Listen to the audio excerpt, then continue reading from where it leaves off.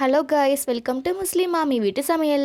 எப்போவுமே lunch box special அப்படின்னு பார்த்தீங்கன்னா முட்டை சேமியா பிரியாணி தான். இந்த முட்டை சேமியா பிரியாணியை ஈஸியாக 5 ஸ்டெப்பில் எப்படி செய்யலாம்னு சொல்லிட்டு பார்க்கலாம்.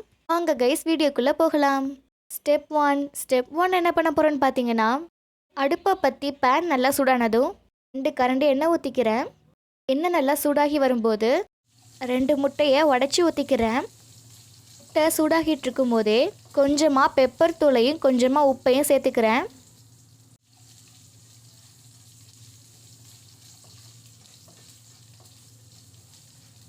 பெப்பர் தூளையும் உப்பையும் சேர்த்துட்டு முட்டையை இந்த மாதிரி நல்லா ஃப்ரை பண்ணி எடுத்துக்கிறேன்.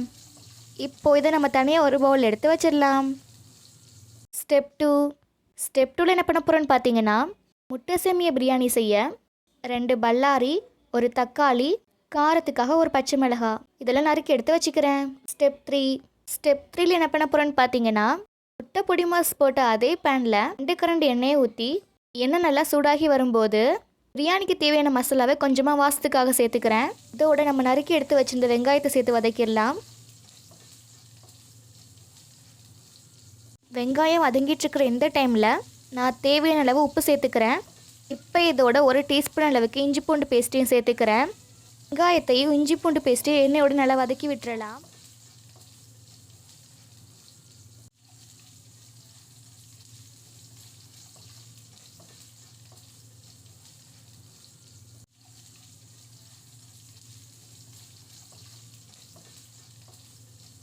இதோட நம்ம நறுக்கி எடுத்து வச்சிருந்த பச்சை மிளகாயும் ஒரு தக்காளியும் சேர்த்து நல்லா வதக்கி விட்டுறலாம்.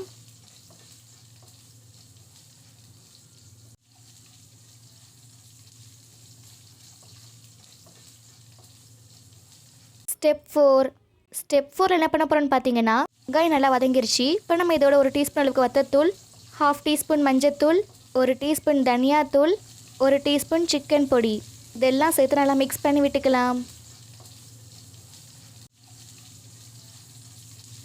ஸ்டெப் ஃபைவ்ல என்ன பண்ண போகிறோன்னு பார்த்தீங்கன்னா, மசாலாவோட வெங்காயம் தக்காளி நல்லா மிக்ஸ் ஆனதுக்கப்புறம் நான் 1/2 செம்பு அளவுக்கு தண்ணி ஊற்றிக்கிறேன். தண்ணியும் மசாலாவும் நல்லா மிக்ஸ் பண்ணி விட்டுக்கலாம். தண்ணி நல்லா சூடாகி வரும்போது 1 பாக்கெட் சேமியாவை சேர்த்துக்கிறேன். சேமியாவை இப்போ தண்ணியோடு நல்லா மிக்ஸ் பண்ணி விட்டுக்கிறேன்.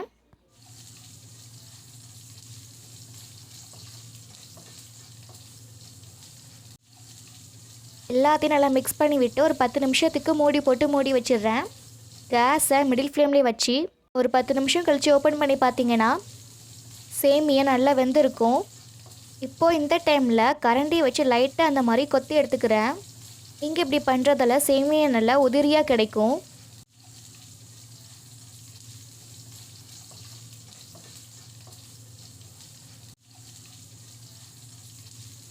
இப்போ நான் ஃப்ரை பண்ணி எடுத்து வச்சிருந்த முட்டை பொடி மாசை அப்படியே மலைச்சாரல் மாதிரி எல்லா இடத்துலையும் தூவி விட்டுக்கிறேன்.